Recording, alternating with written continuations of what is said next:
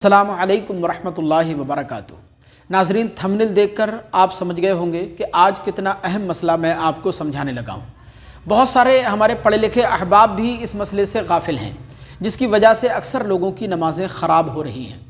लिहाजा वीडियो को आप बहुत ध्यान से देखिए और चैनल पर पहली बार तशरीफ़ लाए हैं तो सब्सक्राइब करके घंटी ज़रूर दबा लीजिएगा। देखिए, आपने भी देखा होगा, मैंने भी बहुत देखा है कि बहुत से लोग जब कुरान अज़ीम की तिलावत करते हैं तो वो इस तरह कुरान पढ़ते हैं कि उनके सिर्फ होठ हिलते हैं, बाकी आवाज़ उनकी नहीं निकलती है। और कुछ लोग तो होठ भी नहीं हिलाते कुरान पढ़ते वक्त, बल्कि वो कहते हैं कि हमने दिल में कुरान पढ़ लिया, दिल में कुरान अज़ीम पढ़ रहे हैं। देखें, अच्छी तरह याद रखें, इस तरह कुरान पढ़ना नहीं है।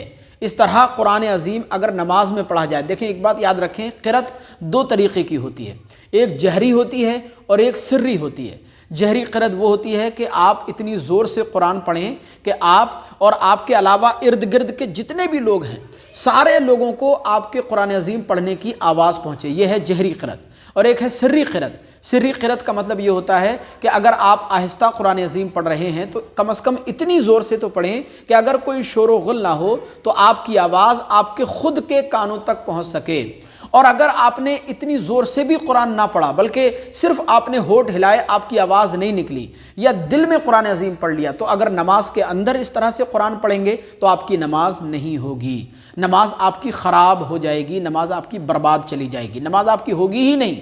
और अगर नमाज के अलावा बाहर अपने घर में, अपनी दुकान में या मस्जिद में ही नमाज के अलावा अगर तिलावत की नीयत से इस तरह कुरान अज़ीम पढ़ेंगे कि आपके सिर्फ होठ हिलें और आपकी आवाज़ आपके कानों तक ना पहुँचे, या फिर दिल में कुरान अज़ीम पढ़ें, तो तिलावत का सवाब भी नहीं मिलेगा। याद रखें इस मसले को, ये बहुत ज़रूरी मसला है। इस मसले से हमारे बहुत से पढ़े लिखे हजरात भी गाफिल हैं। लिहाजा नमाज के बाहर अगर इस तरीके से कुरान पढ़ा तो तिलावत का सवाब भी नहीं मिलेगा, और अगर नमाज में इस तरीके से कुरान पढ़ा तो नमाज भी आपकी नहीं होगी। इस बात का ख़ास तौर पर ख्याल रखें। मुझे उम्मीद है आप ये मसला समझ गए होंगे। अस्सलामु अलैकुम वरहमतुल्लाह।